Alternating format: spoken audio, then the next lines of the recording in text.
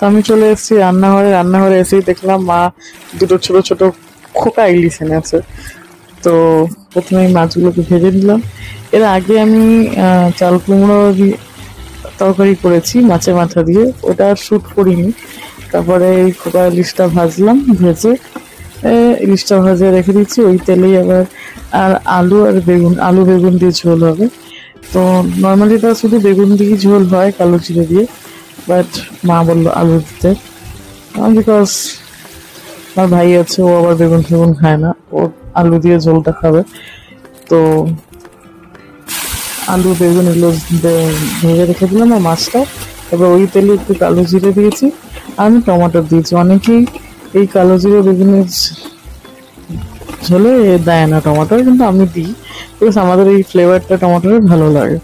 তো টমাটোটা একটু নেড়েছে নিয়ে আমি মশলাটা গুলে রেখেছিলাম, ওটা দিয়ে দিলাম। মশলাটা এই জন্যই জলে গুলে রেখেছিলাম, বিকজ তেলে দিলে না হলে মশলাটা পুড়ে যেত। তো মশলাটা ছিল হচ্ছে একটু লাল লঙ্কার গুঁড়ো, একটু হলুদ গুঁড়ো আর নুন, আর কিছুই ছিল না মশলাটা।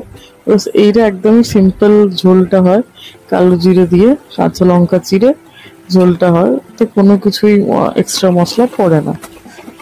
কিছু কাঁচা লঙ্কা কাটা ছিল, ওগুলো দিয়ে দিলাম, আমি হাত দিয়ে ফাটিয়ে দিয়ে দিয়েছি। তারপরে ওই মশলাটা ভালো করে কষানো হয়ে যাওয়ার পর আলু আর বেগুনটা দিয়ে মিক্স করে ভালো করে এটা দিয়ে আবার কিছুক্ষণ কষিয়ে দিলাম। এটা যখন কষানো হয়ে গেছে, তারপরে এর মধ্যে এক সাইডে গরম জল করে নিয়েছি, তো এটার মধ্যে গরম জলটা ঢেলে দেবো। গরম জলটা ঢালার পর কিছুক্ষণ ঝোলটাকে ফুটতে দেবো।